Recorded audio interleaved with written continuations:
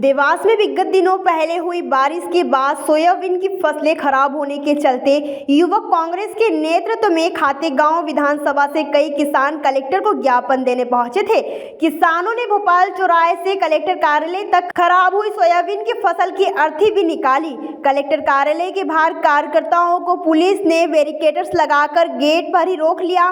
ज्ञापन लेने एसडीएम पहुंचे थे, लेकिन कार्यकर्ताओं ने कलेक्टर ऋषभ गुप्ता को ज्ञापन देने की मांग पर अड़े थे और विरोध प्रदर्शन कर नारेबाजी कर रहे थे। कार्यकर्ताओं की गिरफ्तारी पर कुछ कार्यकर्ता बस के सामने लेट गए, जिसके चलते पुलिस ने हल्का बल प्रयोग कर कार्यकर्ताओं को खदेड़ और अभिरक्षा से लेकर जिला जेल पहुंचा दिया। युवक कांग्रेस महासचिव मनीष चौधरी ने बताया कि विगत 5 दिनों से जो सोयाबीन की फसल नष्ट हुई है, उसके मुआवजे की प्रति हेक्टेयर 40,000 रुपए मांग को लेकर हम यहाँ आए थे। 5 दिनों तक खातेगांव में धरने पर बैठे थे, लेकिन प्रशासन की ओर से कोई हमसे बात करने नहीं आया। किसानों की फसल अतिवृष्टि से खराब हो चुकी है। उसी मामले में हम यहाँ पर ज्ञापन देने पहुंचे थे, लेकिन कलेक्टर साहब मिलने नहीं आए। एसडीएम साहब आए थे, उन्हें हम पहले ज्ञापन दे चुके हैं। हम कलेक्टर से बात करने आए थे कि हम सोयाबीन की अर्थी लेकर आए थे, आप सोयाबीन को देखिए स्थिति क्या है, लेकिन प्रशासन भाजपा सरकार के इशारों पर चल रहा है। हमने ज्ञापन देने से मना किया और हम अड़े रहे तो पुलिस ने हमारे ऊपर लाठीचार्ज किया। हमारी महिला नेत्रियों के साथ भी दुर्व्यवहार किया और हमें जबरन बंद कर यहाँ लाया गया। हम लोग अपनी आवाज को उठाने के लिए आए थे। पुलिस ने दमनकारी नीति अपनाई है। कांग्रेस अपनी लड़ाई लड़ती रहेगी। सीएसपी दिशेश अग्रवाल ने आगे क्या कुछ कहा, सुनते हैं।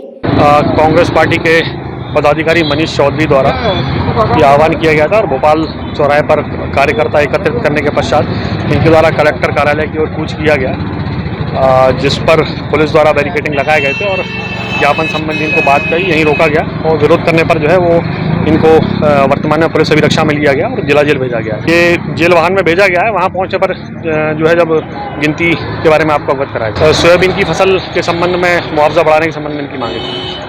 ये देवास आए और तत्काल जो है एसडीएम महोदय आ गए थे, पर वो ज्ञापन देने के लिए तैयार नहीं थे। ये जो है ना वो तत्कालिक रूप से उन्हें गिरफ्तार कर जिला जेल भेजा। और वो किसानों की समस्याओं को लेकर खासतौर से जो अनावृष्टि और अतिवृष्टि हुई थी, फसलों जिससे फसलों की क्षति को हुई थी, उसी के संबंध में ज्ञापन लेकर आए थे।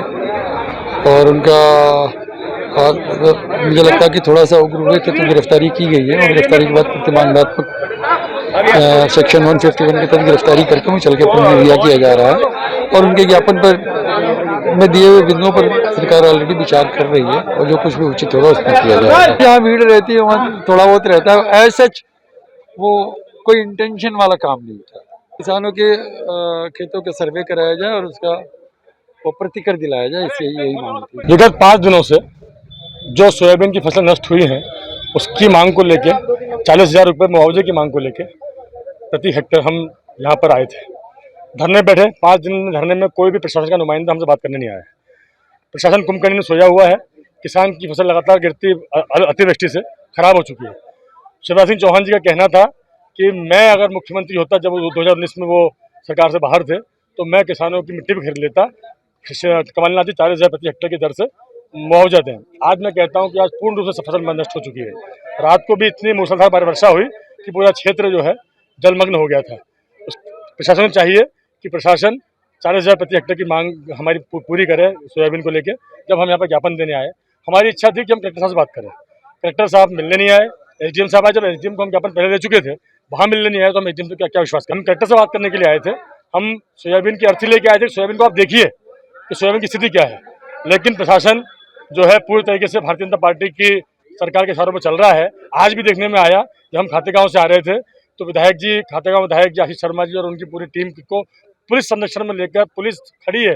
भारतीय जनता पार्टी की पोशाक पहन के, टोपी और उनका गमछा पहन के एक ढाबे पे सब लोग खाना खा रहे थे, पुलिस उनकी सिक्योरिटी कर रही थी। मतलब भारतीय जनता पार्टी के कार्यकर्ताओं को पुलिस भोपाल लेके जा रही है। आज नरेंद्र मोदी जी वहाँ आ रहे हैं, तो हम जब कलेक्टर से बात करने के लिए आए थे तो चूंकि वो ऊपर के इशारों चलते हैं, उन्होंने हमारी कोई बात नहीं सुनी और जब हमने ज्ञापन से मना किया और हम अड़े रहे तो पुलिस ने बर्बरतापूर्वक हमारे पर लाठीचार्ज किया। हमारी महिला नेत्रियों के साथ भी दुर्व्यवहार किया और हमें जबरदस्ती बंद कर यहाँ जेल बुलाया। ये व्यापारियों की सरकार है।